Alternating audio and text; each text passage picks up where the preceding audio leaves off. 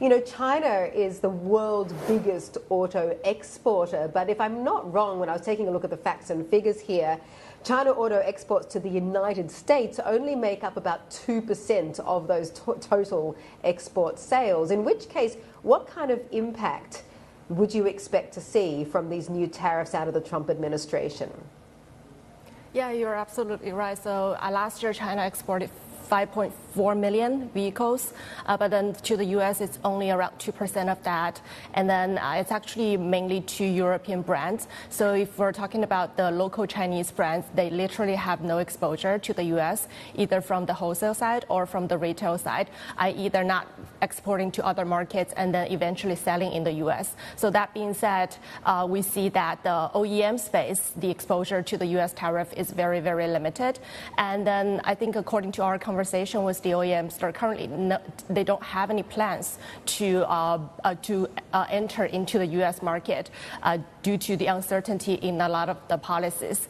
That being said, I think among the suppliers, there are some suppliers supplying to U.S. auto OEMs, European, Japanese, Korean OEMs, so they would have some exposure of up to around like 25% revenue exposure based on our coverage. But then out of this 25%, around 15% is localized U.S. production, so that won't be subject to any tariff. And then part of that will be Mexico, Canada, as well as China. But then the suppliers, they are also in the process of building up more local production capacity in the U.S. market themselves. So overall speaking, I think yeah. Oh, yeah, sorry, I didn't mean to jump in there. I was just going to refer back to what Emily was telling us a moment ago about the intense pricing pressure in the Chinese auto market. And of course, she was referring to BYD. And, you know, given the fact that there is overcapacity domestically, there is this intense price competition between the automakers themselves, is it a case of they can't afford to lose any offshore sales? Right.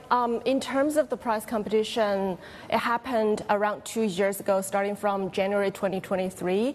And then this year, we actually, back in January with our outlook piece, we do expect the competition to continue, because if we look at overall the new model pipeline by the top 30 OEMs in China, there will be around 120 new models in the pipeline this year versus 112 last year. So meaning around like 10 new model launches on average each month. So definitely it's going to be very competitive. And based on our forecast, this year the EV penetration is likely to reach around 60% in China.